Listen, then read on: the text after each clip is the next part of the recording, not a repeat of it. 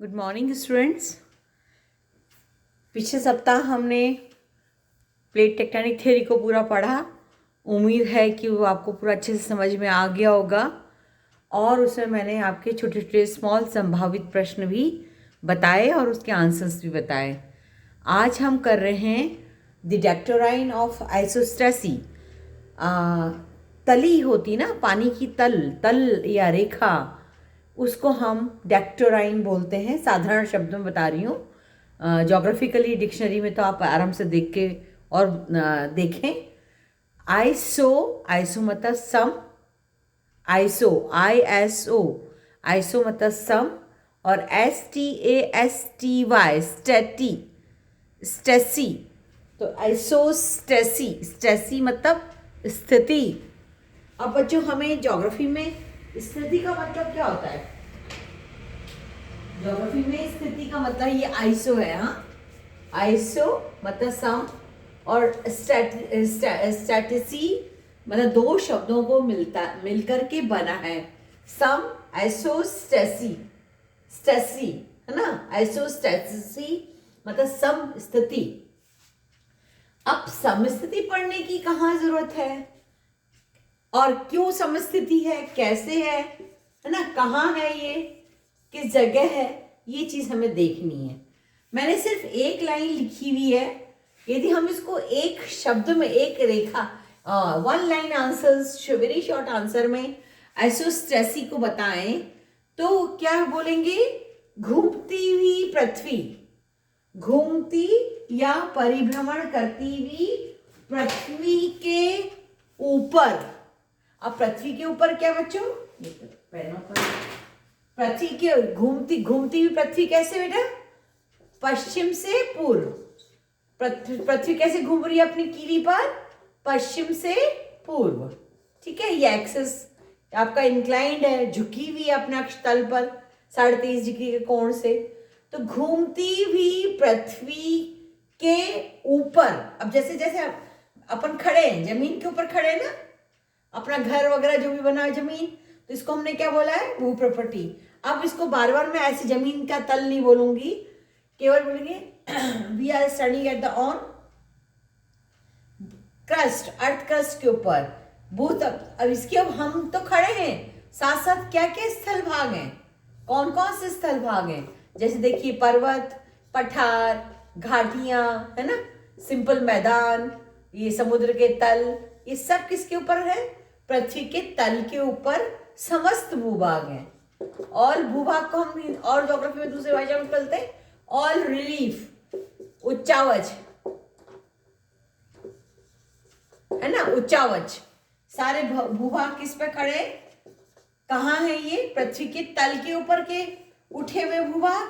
और ये देखिए, इस पानी डाला है ना, ज्योग्राफी में अपन ब्लू कलर बनाते हैं ना, ये पानी को शो करने के लिए ब्लू। इसको मत देखिएगा क्योंकि ब्लैक इंक चल ही नहीं रहा है, 3 पेन है।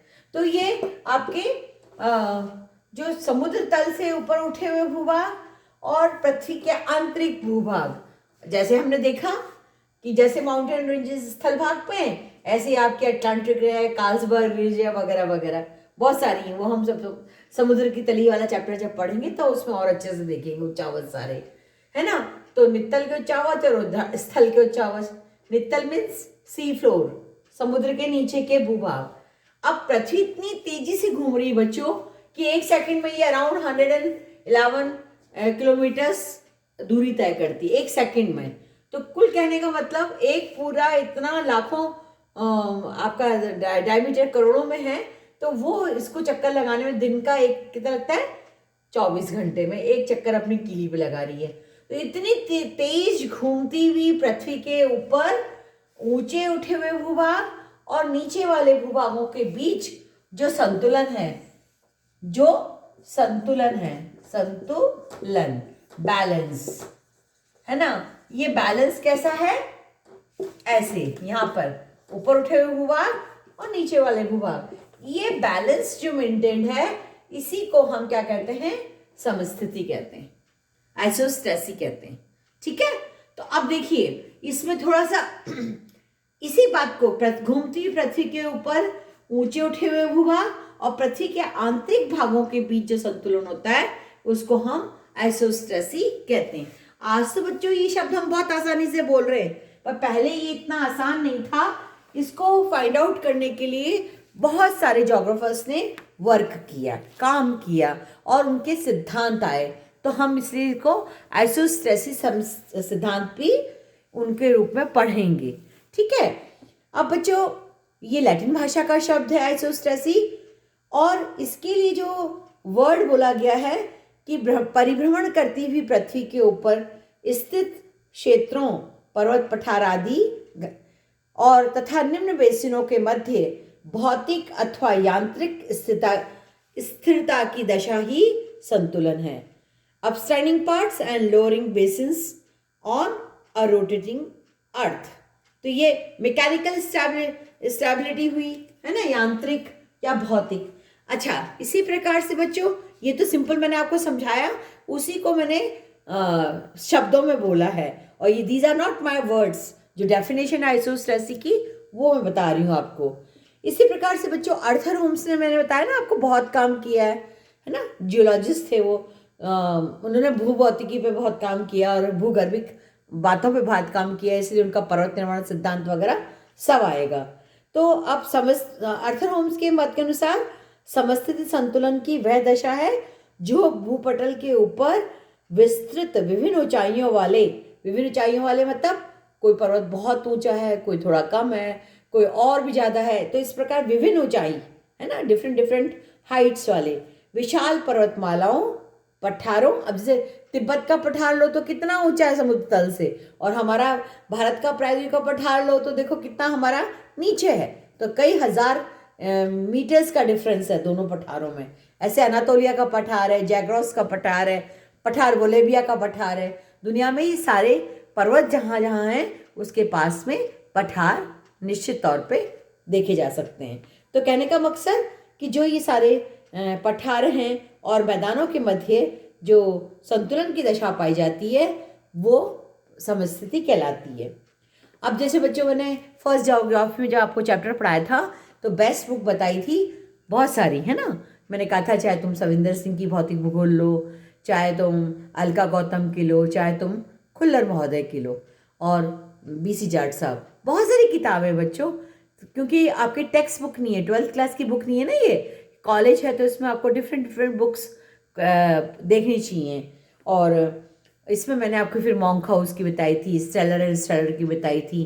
तो मैंने जैसे अक्षांश देशांतर चैप्टर में तुमको बताया था कि मैं इसमें से पढ़ा रही हूँ, है ना। तो अभी मेरी बेसिक 2-3 के बुक्स हैं, उस हिसाब से मैं आपको बता रही हूँ। तो स्टीयर्स ने क्या बोला, स्टीयर्स नाम है बेटे जोग्राफर का, उन्होंने बोला समस्थिति की व्याख्या हम पृथ्वी के धरातल पर जहाँ कहीं भी संतुलन विद्यमान है, जहाँ कहीं भी संतुलन तो हर जगह विद्यमान है। संतुलन कब असंतुलित होता है, जब भूकंप आते हैं, और भूकंप हर दिन तो नहीं आ रहे, है ना, कभी कभी आते हैं भूकंप। तो जब तक भूकंप नहीं आ रहा तब तक क्या मानेंगे हम, पृथ्वी पर संतुलन विद्यमान है। और जहाँ कहीं संतुलन विद्यमान नहीं है वो बात अलग हो गई, है ना। तो पृथ्वी के धरातल पर जहाँ कहीं भी संतुलन विद्यमान है, समान धरातलीय क्षेत्रों के नीचे पदार्थ की मात्रा भी समान है। ये सच्चाई है, पदार्थ की मात्रा भी समान है। अब बच्चों देखो, हमने होपफुली ये बात समझ में आ गई ना, है ना। अब इसको मैं जैसे आप, अब इसको हम इस तरह से देख सकते हैं बच्चों,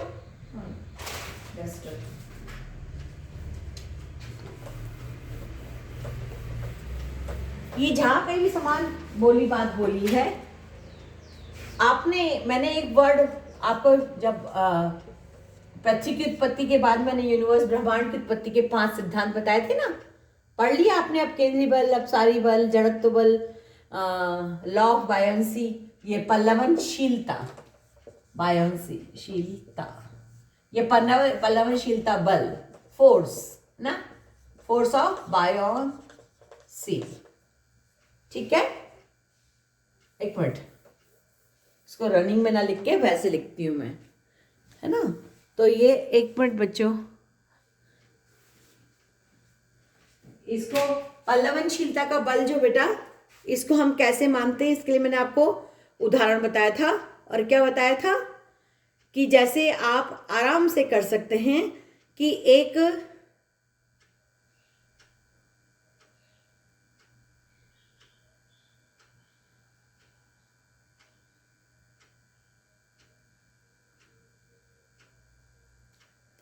आप क्या कर सकते हैं आराम से, एक बाल्टी में पानी भरिए, है ना, पूरा बाल्टी भर के पानी भरिए,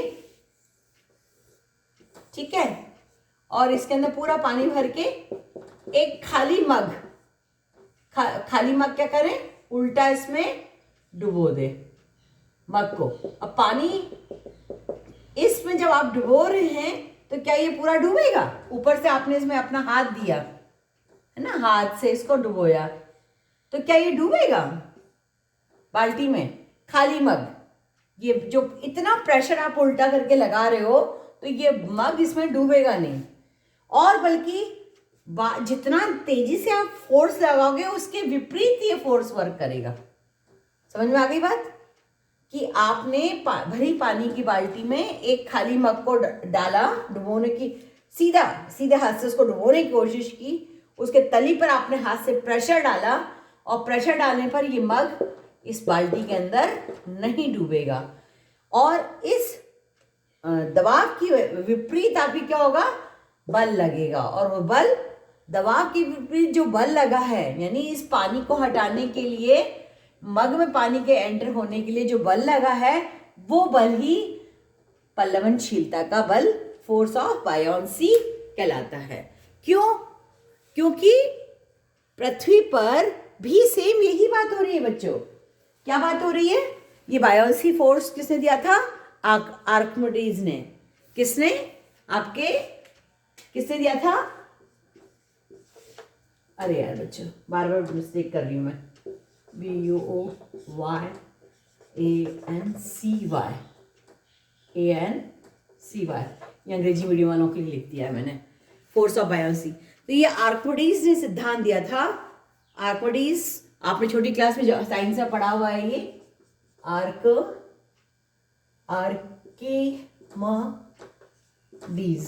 आर्किमिडीज ने ये सिद्धांत बोला था, और ARCHIMEDES,